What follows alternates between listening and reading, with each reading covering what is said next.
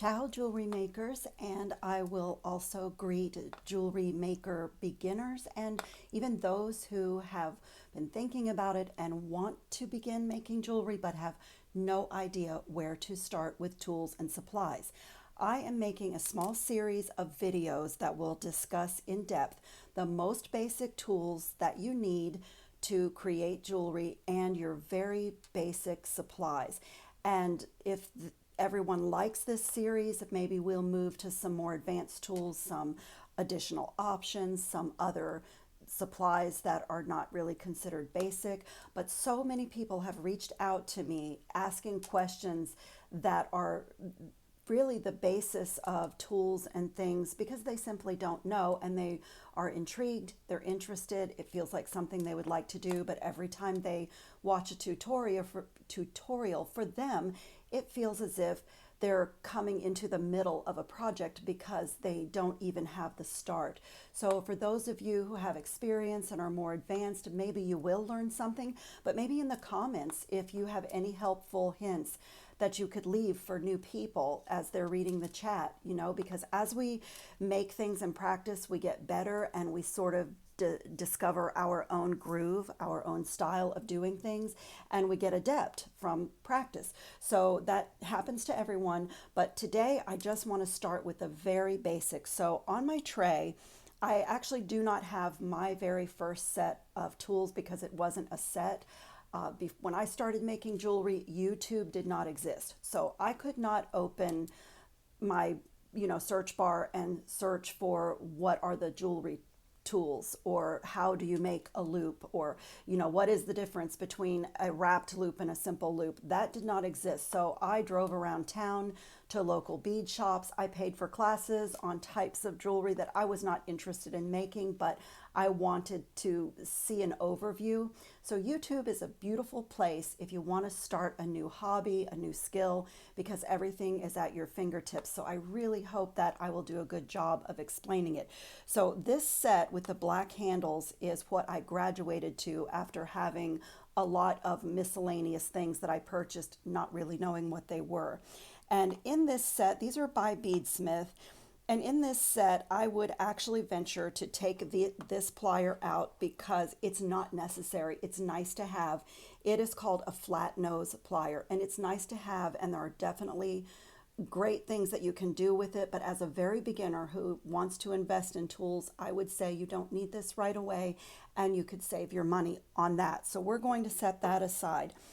These items here are really absolutely necessary. You must have a really good cutter.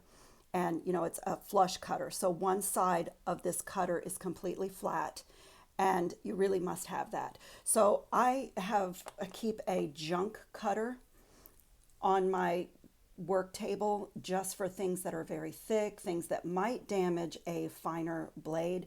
So I use this on I don't use it on steel cable and steel chain. Stainless steel can really damage a blade if it's not the right cutter for it.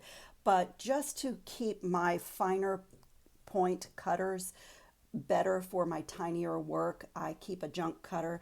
So now I sort of have graduated to this vintage one, this flush cutter, but there are a lot of them on the market. You can go to very, very expensive ones or less expensive ones. Personally, I don't like to spend a lot of money on a cutter because I make a lot of jewelry. The blade does get dull. To my knowledge, there's no way to sharpen it, and I end up buying a new pair. So, like in everything, if you spend a little bit of money and get a good cutter, it will last longer than a junky one. But I try to stay in the moderate range with the cutters. So of the other tools that I think are absolutely necessary, I would say you must have a good round nose plier, and you must have a chain nose plier and a bent chain nose plier. Now, some people will keep two of these chain nose pliers because you sometimes, actually often, need two pairs of pliers, one in each hand, for instance, to open jump rings, things like that, which we're going to do a little demonstration on all of those basics.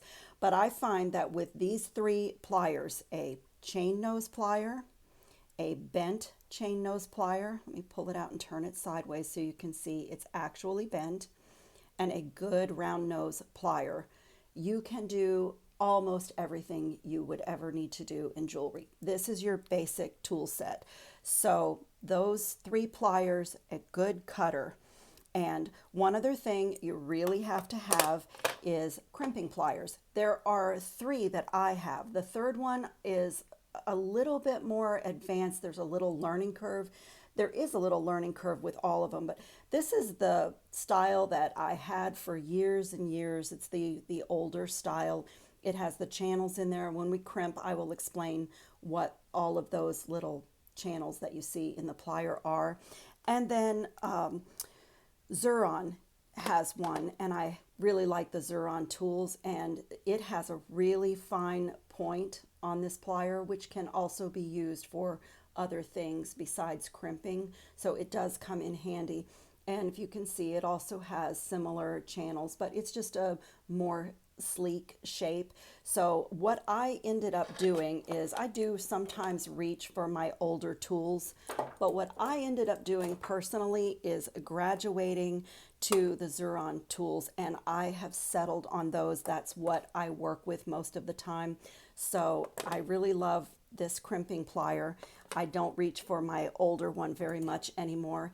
And this chain nose plier is so tiny. The Xuron brand is really tiny, and they open and close with great ease. And the handles fit my hands. Just to show you the sort of ergonomics of these, the handle is much smaller. So I like to have a little bit better grip. And again, if you're going to make a lot of jewelry, you want to save your hands. And then these are the round nose pliers in the Xuron line. And I do use these, and they are quite tiny if you do need to make a very, very tiny loop. But I have kind of set these aside, and now also because of the handle, I like these casual comfort pliers. It does go all the way to a very small point, and then that barrel graduates to a little bit larger, like all round nose pliers. But the handle on this has a really good fit in my hand, and so it's just comfortable. And if I have to make a lot of loops or do a lot of bending, this is comfortable for me. So I have also sort of set aside my Xuron, and then the other Xuron one that I really love is the bent chain nose pliers. And so, you know, you'll find in jewelry making, you'll see jewelry people often having two sets of pliers in their hand, and you really need that. So, you know, those are really your basics. And as you work with me, you will see that this is what I work with. And, you know, I've tried a few. These are not super expensive, but they're not super cheap either. So this is my flush cutter, my bent chain nose pliers, my chain nose pliers, my crimping plier, and my round nose pliers. And with these 5 tools, you can pretty much make anything that you want to make in jewelry. Now, where to buy? These, you can almost find anything on Amazon, and I would say on the Xuron, there you're going to find different prices depending on the seller and the deals that are happening, you know, from about $15 to $18.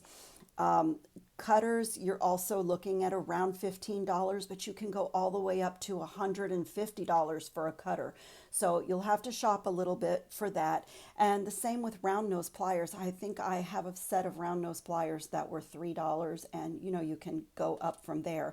But what I would suggest is going to the craft stores that are national chains if you're in America, like Michael's or Joann's, because they have a regular coupons and sales. And I would save my 40% off or my 50% off coupon at one of those places for a tool. So that brings the cost down.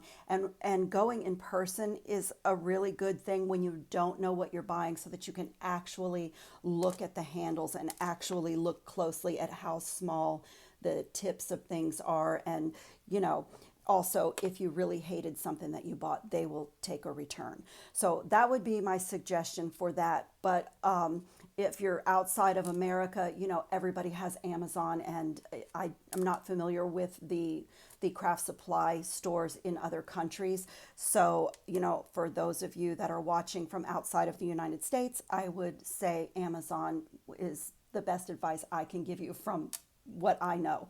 So those are the pliers, and in our series we're going to do a little something with each one so that you can see what they do.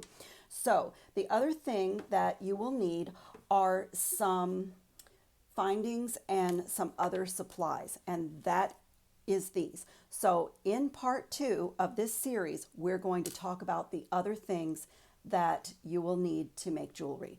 Ciao, jewelry makers. See you in the next video.